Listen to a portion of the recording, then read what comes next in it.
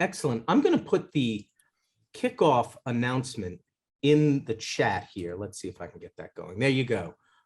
There's a little hyphen in there, so you'll have to edit that out. But that's useful for the Zoom webpage. I also want to put in my own webpage here, not my webpage, my office's webpage, which we're developing. And this is a first draft made by communications team here. And I'm going to jar you again by sharing my screen and show you that for a second here. So this one here, Office of Digital Education, this is our first start off as a web page. We're going to be building this out. But what I want to draw your attention to is these conversations on online teaching, which we're going to be doing pretty much monthly. HP has generously been willing to be the first off the ice floe and into the cold water. But Tim Scheer, who's right here, is going to go next month. Then we have a number of them after that. And my goal here is to really have some practical hands-on discussion, but then let the expert launch us into a hands-on discussion and then move ahead and just see where it takes us. So I really hope we can be ambitious in our thinking. The thing that I love about online teaching is that it's a takeoff point for thinking about education in the 21st century overall, and for thinking about where tradition serves us and where it limits us. So my goal here is to start us with something practical and move ahead. So that said, let me introduce someone I actually think of as a friend, because we've been in a lot of adventures together. It's been wonderful. I'm just going to throw you on mute there, and feel free to come off, getting a little background noise. So it gives me tremendous pleasure to introduce Hanspeter Schaub, who will be speaking on what I absolutely delight in calling the HP method. So Hanspeter is professor in SMED Aerospace. He's the Glenn Murphy Endowed Chair, and he's the Associate Chair for Leadership Development, but I believe he's the incoming chair. So Hanspeter is going to be taking the big spaceship, the COM, the big chair, Captain Kirk's chair. He is a gifted educator.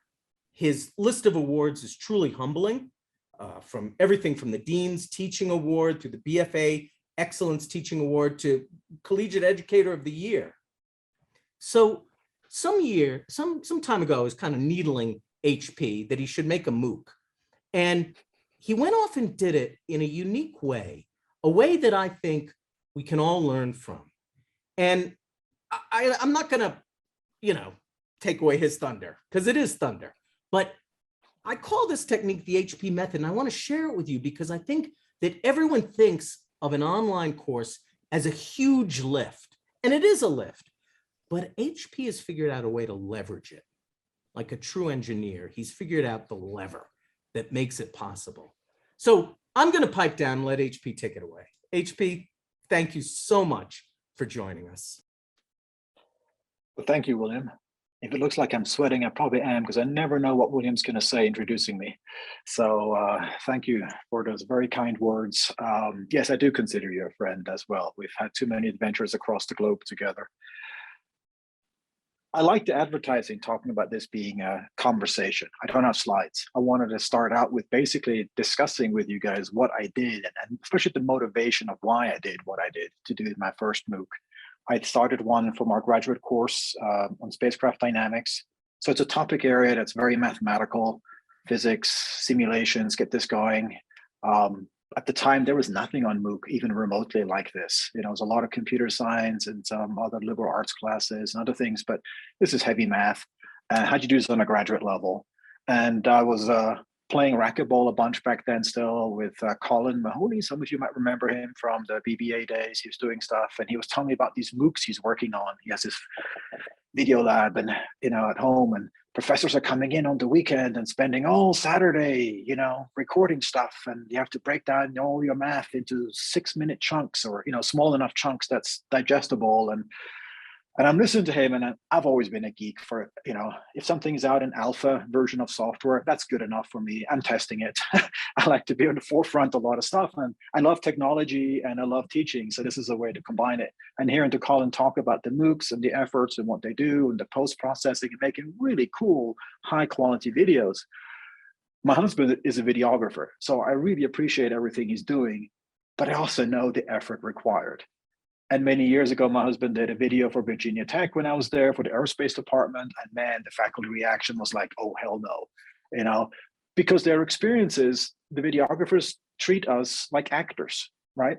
And they were saying, no, because I was asked to be in the courtyard, walk left and look right and deliver these lines. And it took 50 takes to get it right, you know? My husband's response was, no, I'm not going to do that. We're just going to have a conversation, you know, talk about your research, which was frustrating. I had to counsel my husband because he would come home and going, great, they gave me this 10-minute answer for a 5-minute video. It's like, this was good, but could you condense the beginning and end to 2 minutes? And the second try by faculty, of course, took 30 minutes to answer about research. So he got to learn how to deal with faculty. But it also got me thinking about what makes us faculty. Why are we who we are and how do we do this? And this approach of having these high touch video MOOC chunks, it's nice, it's a great product. But who has time to do this? I think we have some amazing champions who have done this and gone there, but it takes a lot of effort. And the other aspect comes in because, you know, maybe William calls me a performer. That might be true, because I think to be a good teacher, you have to kind of put everything aside, focus on the students, and you perform. It is a performance in giving a good lecture, but I'm not an actor. You know, I'm not going to think about clues, and I'm not a director to think about all the stuff that I'm supposed to be doing and put it all together. So I knew as an educator, I'm going to be best in front of students. I mean, we've all seen trying to lecture just in Zoom now in the last 2 years to a screen. It's a different beast. It's so much harder. We've gotten a little bit better at it, but still, it's not the same as having a live audience and interactions. And this particular topic is one I taught over 10, 12 times. I knew what the question's going to be coming. And it's the Q&A part in particular that I felt this is where students are learning. You know, it's not just me telling you A, B, and C, and now any question, you know, that's it. But it's the interactions. Why A? Why not B? When is B good? When is B not good? That's where you really learn it all. So I was able to convince CU to not have to do all this stuff and said, look, I would like to try a different approach if you game.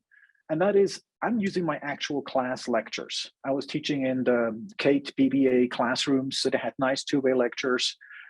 They agreed to do this and said, okay, well, we'll give it a try, but are you sure you don't want to do it our way? It's like, I don't have time. It's just, it takes too much. And it worked out pretty well. It's, so through the semester, I'll just outline briefly, and please interrupt me, stop me, raise your hands, or I've got the chat channel up so I can see if you know, if there's some question to follow on. But what we ended up doing is they will record your video in a slightly higher format, so it looks a little better. You know, both the slide stuff, whatever's on your computer screen, but also your video. I think that's still important. I like talking with my hands and animate it and describe orientations, you know, it's important. And they record both, and it's all done in a normal lecture. What's a little different is, well, I'm from Switzerland. I tend to speak very fast. And I kind of hurt myself the first few times I had to go cut my video. And I found I didn't take a breath between this topic and that topic. So it's always humbling watching yourself on video. But when I'm prepping for my class, I'm going, okay, today we're going to cover these attitude coordinates, this dynamics, this principle, go through it. I'm kind of mentally already kind of figuring out my cut points. I'm going, okay, that's a chunk of information. There will be a motivation. There will be a discussion about quaternions. There will be an example of quaternions, and there might be something else. So when I'm delivering the lecture, the one thing I have to remember is as I'm switching slides or topics, or sometimes I had markers on my slides to remember it. Like, oh, that's it. Just take a breath, wait for it, and then continue the next section. What was recorded then is not necessarily 5-6 minutes. Some of them are pretty short, but what would have been done in a high quality studio environment where everything is really prepped, or if you're just talking to Zoom and lecturing, you know, to yourself, you might be done in 6 minutes. It might take me 12 minutes because I have a lot of Q&A with the students. That all gets captured.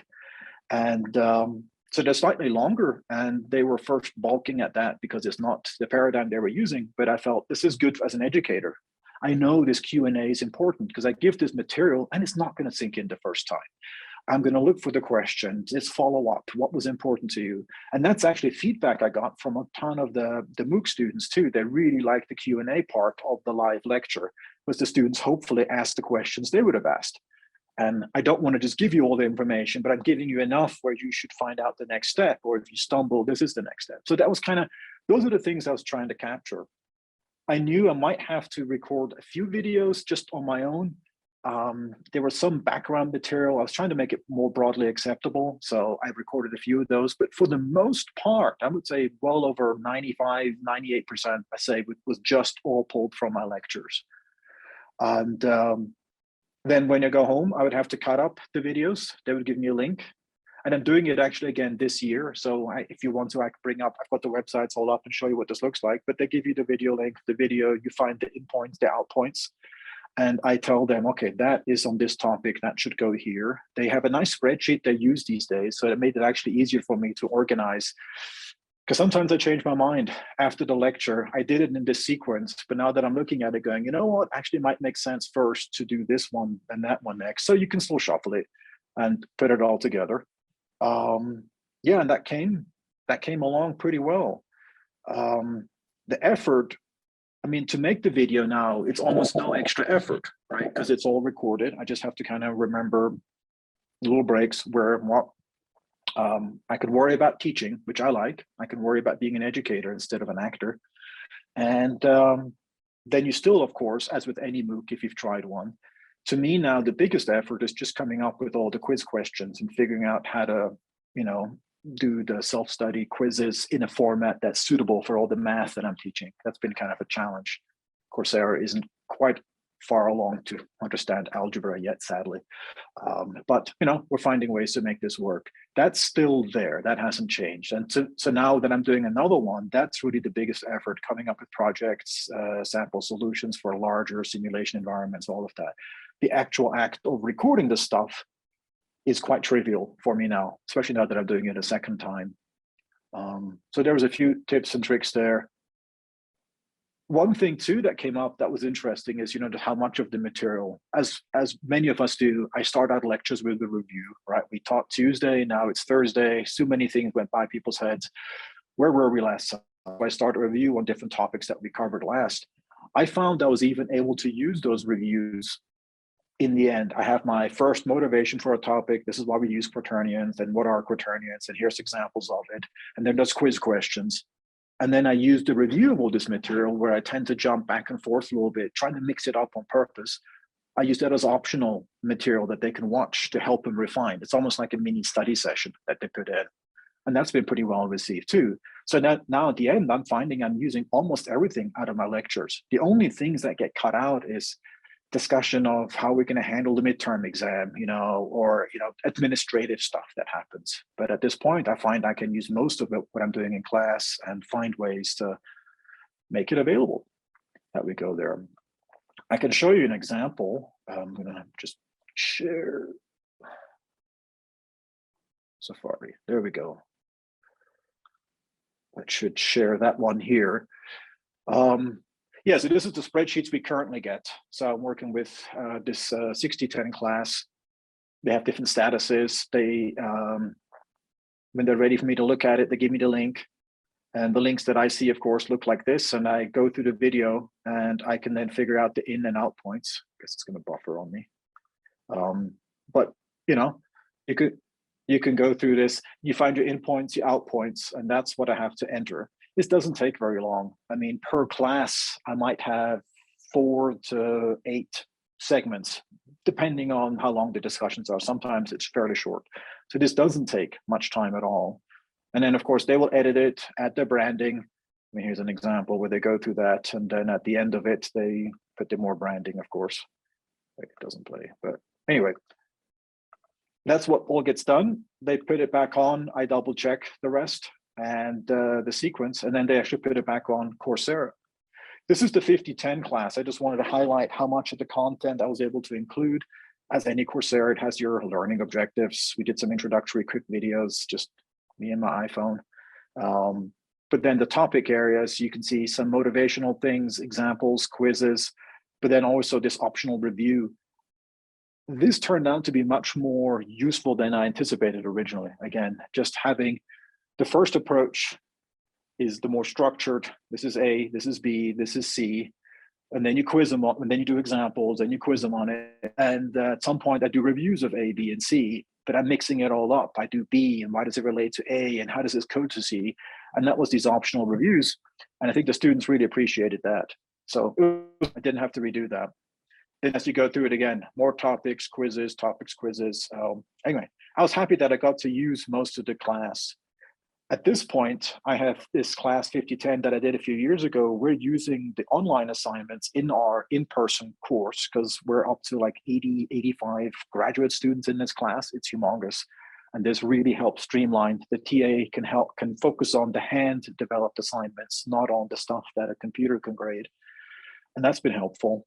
So we don't offer it for credit yet. But the same with the new course I'm developing when I do library classes. So if I'm a chair and don't have time to teach the class in person, sadly, I'm really looking forward to using this. So I want to do this another time next spring where my other class that I usually teach on a graduate level, I won't be able to teach it now for many years.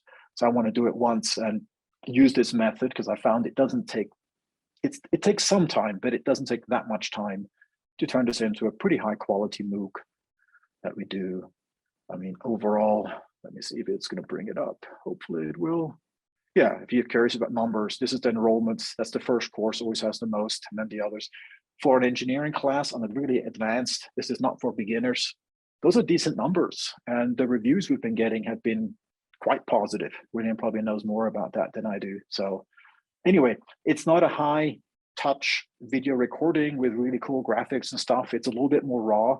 But just 2 days ago, somebody from Europe was having a struggle with the problem, emailed me, found the solution, was all excited, emailed me. And then he also said, I really like your videos, especially the jokes you make. So, that's the part I think is important as an educator. If we try to polish too much, I feel like we almost become this aloof, abstract thing that they're looking to versus they're just almost like, they're just peeking into the classroom now and they see my mistakes like, oh crap, what did I do? Okay, let me go fix it. We're human. We show them how we solve problems, how we make a mistake and figure out where we made a mistake and go. And all of that is there. So I like the raw nature of it. And I like the student questions and, we try to have fun in the classroom. The more fun they have, the more open you are to learning. It's hard for me to have fun and make jokes at a computer screen. I'm just not that good an actor. But anyway, that's kind of the premise. I'm going to stop sharing here so I can see people's faces more easily. But again, this is not supposed to be a lecture. This is supposed to be a conversation. So hopefully some good food for thought and things we would love to discuss here. Excellent, excellent, excellent. So I have to say, what I love about this, so we got a lot of learning designers on this call. We have people who've made many a course. What I love about the HP method is that there's a bit of a heretical aspect to it, right? It's raw. It's tailored, but the base of it is kind of just on the fly. So I want to open by asking people, instructional designers, what do you think here? What do you think about this? Certainly you've thought about this before. What do you think about what HP's doing? Donna, Deborah, Tomas, don't fall silent on me now, huh? I think it's good. We've had instructors during the years and I remember telling them, if your cat jumps up while you're recording a video, that's good because it shows you're human and they can kind of get a peek into your life, which was something that the remote situation gave us that we weren't expecting. People feel like they almost know you better because they see where you are working. And so, and yeah. I've read, like, even with students taking notes, that because I had friends who meticulously rewrote all their notes and everything else and said, you know what, if you have little doodles on the side, a lot of times those are things that you will remember that will help trigger that information for you later. So, we had one instructor years ago, who would incorporate her dog barking into her lecture videos and say like, yeah, my dog agrees with this point. And the students really enjoyed that. But thanks. I mean, because this is supposed to be fun at some point, right? Yeah, My yeah, it's my supposed- my training on teaching comes not from academia, but I'm a skydiving instructor, you know. So I always looked at it as, well, I told my students in the first day, like, you're unfortunate to have a skydiving instructor as your training, because I'm going to be pinging you continuously. You know, when I'm teaching skydiving, by the end of the day, there'll be a pass-fail test if you paid attention. I mean, literally, as I throw you out of an airplane. But it also, but part of that, you're teaching somebody, you know, in a very condensed, stressful manner. But I think humor is so important, and coming across as a human, you know, that you care, that this is, we make mistakes and we learn from it and things happen. And I love what you're saying with dogs barking. I should try to bring that in. I haven't thought about it that way, but that's a great comment, Deborah. Really like it. Adam, you had a question or a comment? I'm just raving about, or very enthusiastic about, your description of it all. I taught for years overseas, and I taught foreign languages, which I could incorporate all kinds of physical humor and constant, you know, everything. And I agree. I mean, I work with Coursera. We do all the serious side of it, and yet I would describe myself just like you. I'm a performer, not an actor. And I love to bring in a ton of humor and humanity and get all the students engaged, put in all kinds of visual things around the classroom to have people do the memory with every way that they can. It's not just visual, and I'm doing all kinds of different things for the learning. And so that's very appealing to me, to have your actual lecture recorded, to have the reactions and interactions of the students recorded, because it makes it that much more memorable. Deborah, as you were saying, I stick all my notes, same thing. I would intentionally doodle things because the notes are much more memorable that way. It's okay, I can visualize for the exam, this was right next to this triangle, this is next to this circle, this is next to this space, and have everything identified when taking notes. And I think all those kinds of cues, anything that assists the student to learn, and especially a good positive emotion and humor, it makes it much more indelible and much more instantly memorable, and they don't have to make as much effort. And that just that and that comfort and then enjoyment really raises that level of learning and community. Excellent. So, Excellent. yeah. The other part, I mean, the joy, you know, make more fun for the student is one thing, but let me just be perfectly selfish. This needs to be fun for me. Out of the 6 million things that I have to do, you know, that's what we're struggling. I'm still the only one in Aero who's done a MOOC. There's others who are kind of curious, but then pandemics happen and all hell breaks loose, of course. So maybe they'll pick it up again. But there are clearly champions out there who are trying some of this stuff. William is one of them, you know, but it's difficult to convince the general faculty population to put in this effort. Now that I've done it, I'm seeing all kinds of ways it's saving me time and making things actually better because I can use this in a way, you know, it's been cool. But convincing people, just that initial effort, it's huge. And now if I have, and even this last fall when I was doing the 60-10 getting set up, the campus people were trying to convince me very hard, like, no, you should just, it's better if you give the same lecture a second time because you're doing it for the second time, but I'm doing it in front of a, you know, computer Zoom screen. And I'm like, yeah, I have to call bullshit on that one. This is not going to be better. It's going to be drier. It's going to lack the spontaneous parts that I think make this interesting, you know? So that's why I really don't want to lecture to a video screen. I think it's not going to be fun. If I'm not having fun, I'm not doing a good product and it's not worth my investment. I hope as more faculty maybe consider using this stuff, especially I was, where are you? Julia, there you are on my screen. You know, we're talking about the technology in ways to kind of make it even easier that you just come in and you worry about being an educator and not have to worry about, oh, is my mic on? Or did I do this? Or I have to repeat the student question because they aren't recorded, you know? Currently, we still have to do some of those struggles, but I think we had a great chat with Julian and different things campus is thinking about to make that easier and easier. And I hope as that happens, it's going to lower the barrier for faculty to go do it, you know? Tim, you've made a few MOOCs in your day, and I guess I feel that what Hanspeter is saying for MOOCs is true for any asynchronous course. The platform, I don't think matters. I think Hanspeter is designing an asynchronous course that runs on Coursera, but if he were designing an asynchronous course that would run on Canvas, the videos essentially are the same. So Tim, what do you think about this? How did you make your courses? And what is this? Does this resonate? Does it open something up? Or does it seem like, well, my field is different? It does resonate. It's not the way I did it. Okay. Not the way I did it either. Yeah.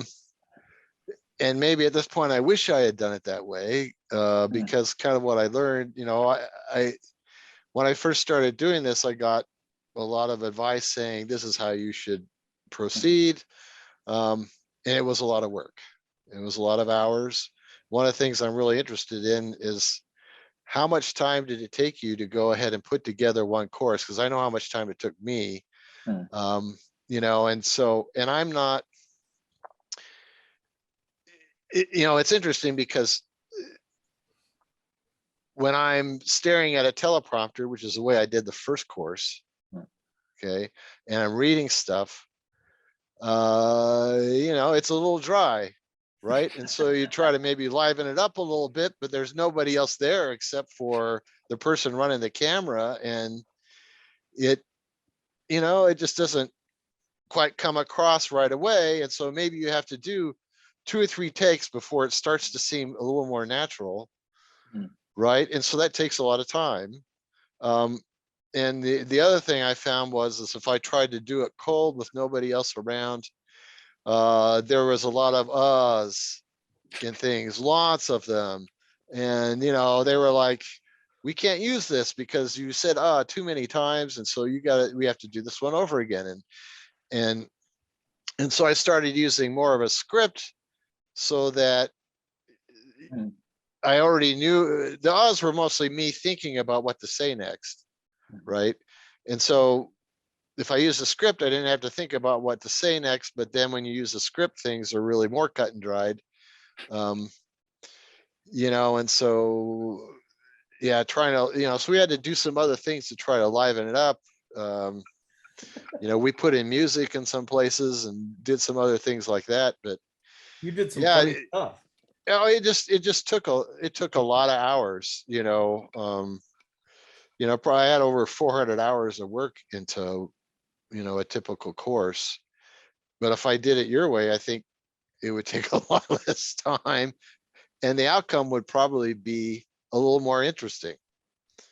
Yeah. So just, not making the exam or the quiz questions and all of that, because that's kind of its own beast. Yeah, kind of have to think through, and depending on topics, some are easier, some other ones, like my current course has massive simulations. I had 3 grad students helping me with that, but it's there. But just the videos, it's literally per lecture, I would say I'm done in 15 minutes cutting up where it's going to go, and this is not the first time, maybe slightly more, because I was thinking through it more. Now I'm kind of more in a rhythm, as you get through it. So if you look at how many lectures we have, that was about it. That was literally about it. And again, it's raw, as you say. Yeah. Right. But the effort to make this really polished is so big that maybe some faculty can do it because they're just, some people are natural actors and they feel like, yeah, I can do this. I can control. It looks exactly how I want. Kudos, because I always say early on too, putting a camera in front of a professor doesn't make him a good educator. If you're horrible in the classroom, putting a camera in front of him just highlights how horrible you actually are, lecturing. So this is not one that will work for everybody. For some, maybe it's better having a little bit more of a controlled environment. That's what makes them comfortable. Then maybe that's what they should do, But for me, I knew, I want to be, performing, educating in the classroom. That's where I'm at my best, And that time effort was a fraction then, I think, what I saw other people doing. Yeah, and we have a couple other people in our department that I think have more or less used your method. They've used their actual lectures. Okay. I think Dragon has done that, and and I feel like I think they feel like, hey, this is going to be better for me because I just don't have the time to go into the video studio and like you say, polish everything, get rid of Yeah. all of my I say it a you lot know, too. Yes, and stuff like that. You know, I'm relating. so Yeah. and when you're in an interactive environment, you don't tend to do that so much. You, Not as much. No, I'm really, I I mean, mean, that's the beauty of it. It's like all of a sudden your mind's not, oh, I'm being recorded. This is a new thing. And where am I? Am I looking awkward? It's like, no, I'm worried about the student. Are they learning? You know, that's my focus. And I think it immediately, for me, it relaxes me then because this is, right. I'm in my domain, you know, focusing not on, again, breathing. I need to remember to breathe between sections because I don't always remember. Kirk, what were you thinking there?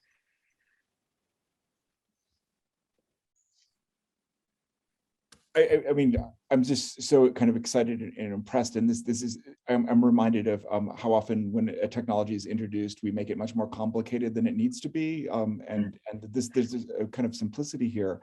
One of the things I'm really interested in, and if you could maybe elaborate a little bit on or what feedback you've gotten on those interactions that you have with the students, what that looks like, because that seems to be so critical to this in some ways. And I'm just curious what you've heard from your students on that. Yeah, no, I mean, if I have about 85 students in my graduate course, there might be 20 of them that are distant students. And they're getting the same video, of course, you know, that they love these questions because that's a way for them to, others are asking the questions that they would ask. And I know I intentionally teach holding back slightly, make it all look simple. Great. So let me ask you some questions now. You think you know this material, but you really don't. So let's dig deeper. You know, and that's just my teaching style. So that way, that two-way communication was really important. And I don't get huge feedback directly. I mean, there's some with, hey, my code doesn't work. I'm like, okay, you know, stuff. But they generally really like it. And I think the comments they get a lot is they really feel they're part of the class that goes through. This isn't just a sterile, let's discuss theorem A, you know, kind of, but they're part of a group and a community learning this. And some people are struggling with it too. And they don't know the answer the first time. So these are some really smart PhD students and master students taking this course. I think like earlier, you know, kind of making fun of ourselves here, they're having fellow students also going, shit, I don't know, where is he going with this, you know? I think that helps put everybody at ease and kind of goes, okay, well, I'm struggling too, so I'm in good company, you know? And I think that's important just as well. And that's some of the feedback that I got, at least, you know. So I want to come back to the instructional designers and the technologists on the call. Julian, Donna, Deborah, Tomas, others. I think that one of the things we have not done as well as we might is figure out how to multi-use materials. And at the heart of what HP is doing is multi-use, right? It is his lecture, it is his distance course, but it's also his Coursera course. And it could be more. It could also be a Canvas course. It could be even more multi-use. So I'm wondering for people who are thinking on the production side of it and also on the scheduling and the course development side of it, what resonates here? What do you think? How does this liberate us a little bit? Or not? Is it too difficult? And really it's just HP is a magician, leave him to his work.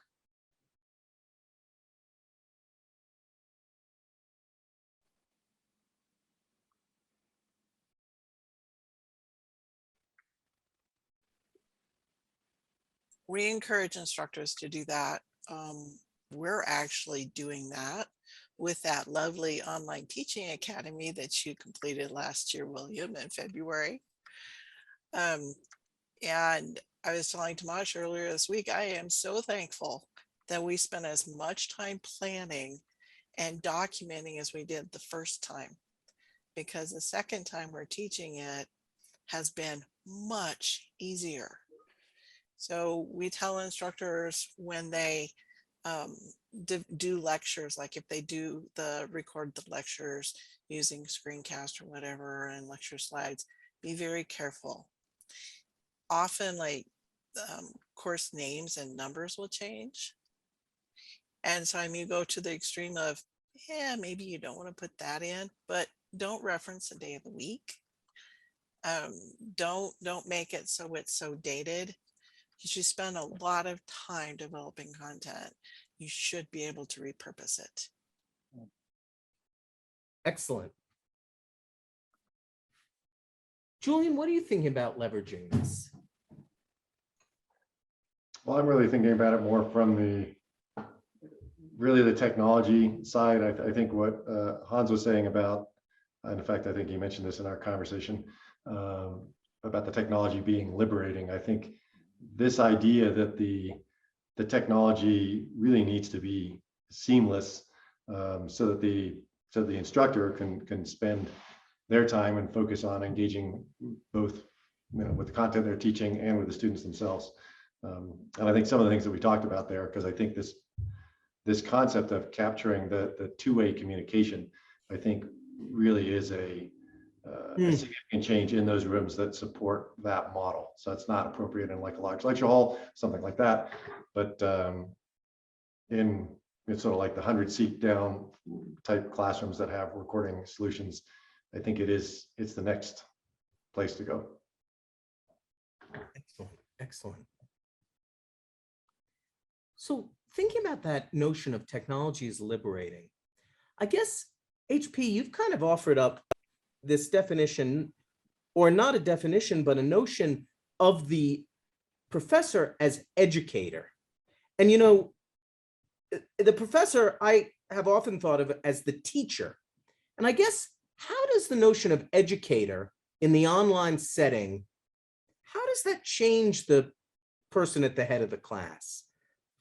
As different from just teacher or professor, how does educator maybe liberate? Is it a liberation? Is there a new sense? And I guess, HP, what do you think about being an educator as opposed to an actor? I think you've defined that well.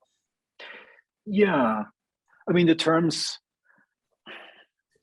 I haven't thought of it in terms of teacher versus educator, but more like, if you're a lecturer versus an educator. To me, a lecturer is the classic professor that's up to the board, that's writing on the board, and it's literally that. I've had plenty of professors when I was an undergrad who did exactly that. They had no idea who's standing behind them, because they're not engaging with the class.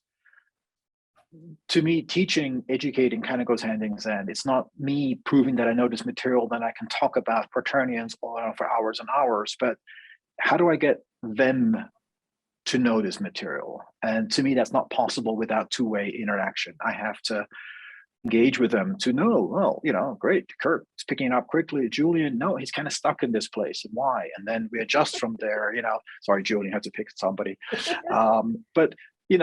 But this is something where I feel like the goal is really to educate them, not to prove to the world how smart I am. And to do that, you need this engagement. And again, I do see it as a performance, to do this well, the student must feel they are the center. Even though I have 80 students in the classroom, even though my dog may have just passed away this morning, and who knows what's happening in life, we have to shed this and kind of show up. And I keep telling when I'm training my own PhDs to teach and stuff, and like, if you're not excited about the material, why would the students care about this stuff? You have to be a little bit the cheerleader for this. This is exciting math. This is why we can learn this stuff.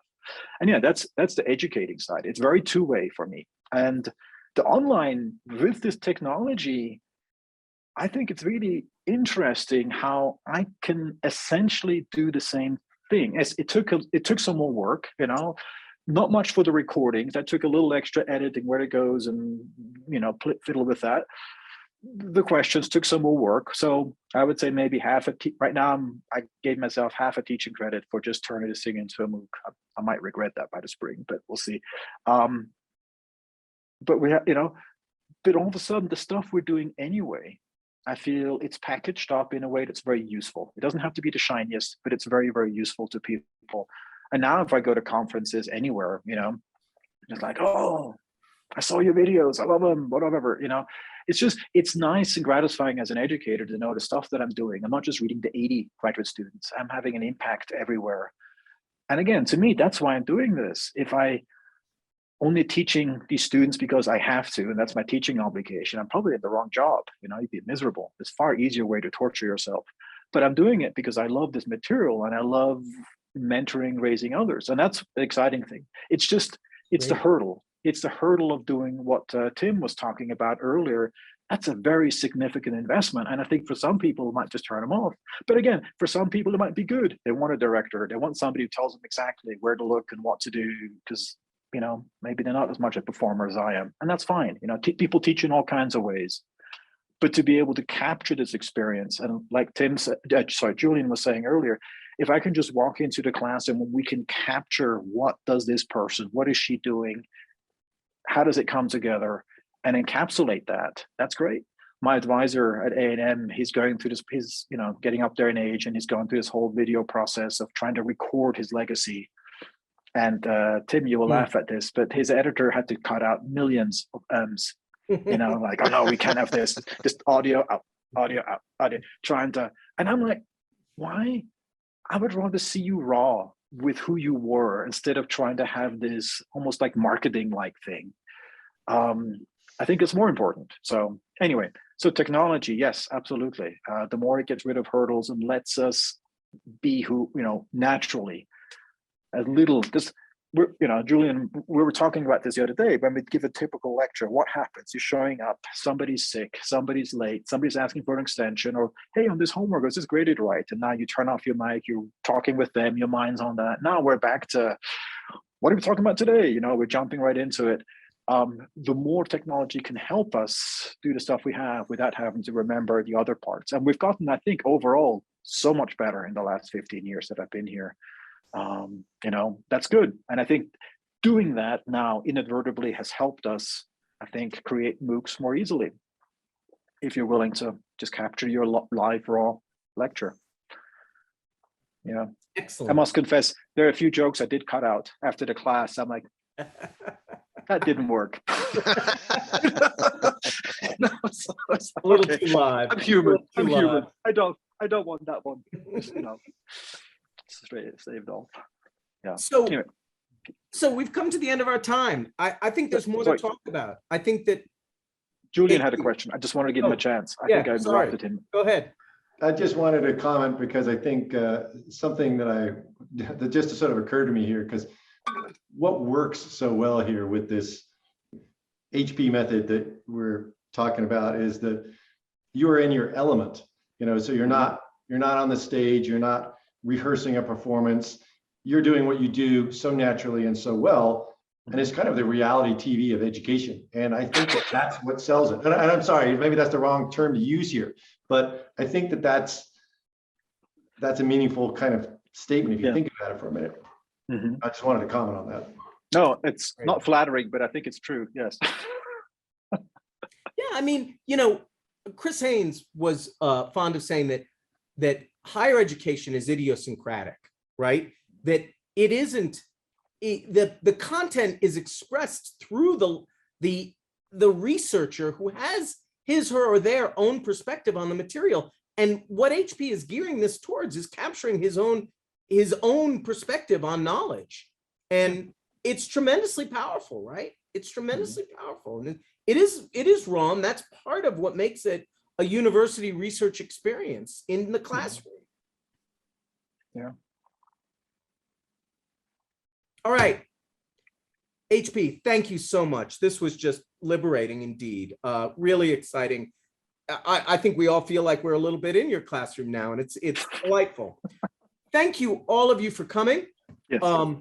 Tim Scher is going to go next, February 24th, and please spread the word. This is our first one.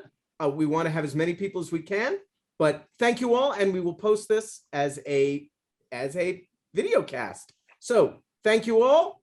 I wish you all the best. Onwards to everyone. Okay. Thanks everybody Thank for you. attending. Bye-bye.